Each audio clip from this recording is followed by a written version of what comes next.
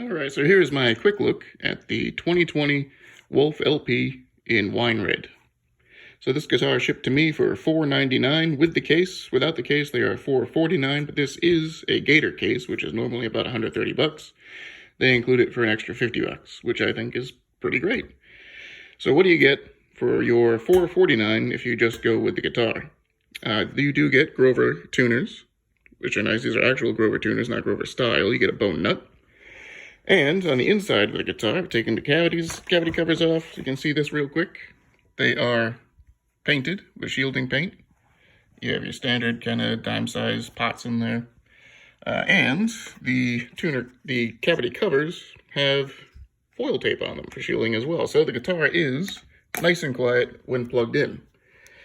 You do have your 5-layer double-sided binding, abalone inlays, well, sticker inlays, and AIO will level and polish the frets before they send it out as well. So those are the positives, and that's, I think, pretty good for a $449 guitar. What are the negatives? Out of the box, this guitar had a huge buzzing issue on all 3 bass strings. Open all the way down the neck, they buzzed like you were clanging a stick against the fence. I had to raise the action up quite a bit to get the buzz out of it.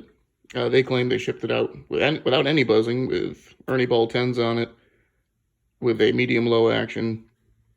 I've taken this to my local luthier. He tried to get it to play with their action set up with number 10s after straightening out the neck and insulating it, and it just was not going to happen. This is a fairly high action now, but it does play without buzzing, but it's not an ideal action for me. It's certainly not what they advertised it as. The other issue is one of the inlays. 17th fret inlay. This isn't missing. The hard part is there. Like I said, these are the abalone is stickers. They're not actual abalone, which is to be expected on a $500 guitar, but it's missing like a fifth of its inlay. The nut isn't great. It's a little bit off center. You can see here it's in a little bit. It's a bit rough. It's kind of chalky. On the other side of the nut, it is proud of the neck a bit. So that's not a great job there. The other issue, down here on the tailpiece, if you can see it, this is supposed to be gold. It isn't. At least not on the inside. On the outside, the gold plating's there. On the inside, it's basically in the white. So that isn't fantastic. There's another bit of a QC issue that the tailpiece is not plated correctly. The final issue with this guitar, near as I can tell so far, I've had it for about 3 days, and it no longer works. I've used it maybe about 6 times, plugged it in today, no sound, no output. So that is, of course, a major issue. I've been in contact with AIO. AIO so far, the people of AIO have been great. They've been very responsive to emails. We've shared videos, talked on the phone a couple times. The issues with the guitar, quality-wise, is not really on them. Like I said, their customer service has been great so far. But the QC on these from the factory out of South Korea seems to be lacking. Because so far, after 3 days, defective output jack, improper plating, missing inlay bit. Is it worth $500 to me? No. I now have a guitar that does not work, needed setup from the beginning, and to a point that it changes how the guitar plays completely. And it's just got, these may be cosmetic, but it's a brand new guitar, and it is $500, which I understand is not the most expensive guitar, but for similar money, actually a little cheaper, you can get something like this, which is an Epiphone Les Paul Traditional Pro 3. I've not had any issues with this guitar. It's worked perfectly. It came intonated fine. The fretwork isn't as nice as it is on the Wolf, but then again, the people of AIO polish and level the frets before they send it out. So that accounts for that difference. You do get a couple of push-pull pots. They advertise these as coil taps from Epiphone. They're coil splits, but they call them taps. The only cosmetic issue with this guitar is right here. I didn't get to see this before I bought it because there's a little sticker around this that says coil taps. This was underneath that. A little scratch in the finish. What you don't get on this guitar that you do on the Wolf is there is no shielding in this guitar at all, which is pretty typical of a guitar of this price point. But it is something that Wolf adds in, or maybe AIO does it at their shop once they receive the guitars. But you don't get that. What you do get is big cleaner routing. I don't know if you saw on the Wolf. Grab that again. The routes are a little messy. You can see there's a bunch of wood chips sticking out of the hole where the wires go through.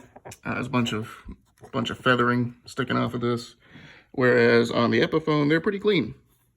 You got your 2 push-pull pots. You got 2 pretty standard alpha pots. These are not even alpha pots. But then they're dime size. These are a bit bigger. The only problem with the routing in this is they kind of missed when they went to put in the first screws. So I assume they just kind of turned it and drilled it again. That's really the only issue on the routing in this guitar. So that said, which one would I suggest? I would say for your money, if you're going to have a guitar that is going to work out of the box and is going to serve you well for a long period of time, the Epiphone is your better bet. Even though the look of the Wolf, to me, is much better, it's just got too many quality control issues. And it kind of kills me a little bit right now to kind of suggest an Epiphone over the Wolf, because I'm not particularly happy with Epiphone lately either. I recently bought an Epiphone Pro 1 acoustic to kind of check it out, because it was an inexpensive acoustic that came with a number of things. Got good reviews, and to be fair, it plays quite well. But there are 2 issues with the guitar, and that is over here. First issue, well, it's got the wrong bridge on it, doesn't it? They advertise it as having a string-through bridge, pinless. This is not a pinless string-through bridge, as you can tell. I got a hold of Guitar Center for that. They were surprised to know that it had a pinned bridge on it. But after they agreed with me that it does not have a pinned bridge on it, and they offered me an appeasement, they have been ignoring my emails ever since.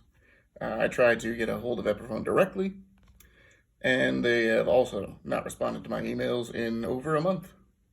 The other issue with this guitar is they've set it up in such a way that it has a proprietary string set. It's got a 23 gauge wound D string. But this string set, there's a special coated set made for this guitar that they suggest you use on it. Is not available for purchase. They suggest you buy them. I've been in contact with Epiphone. They say, well, just put different strings on it. And the problem with that is putting heavier strings on this, there is no bridge plate underneath this. I've seen people put heavier strings on it and it rips the bridge off. So if you want my thoughts on this guitar later, and whether I think it's worth 140 bucks, it is. Let me know and I'll try to post something up on it.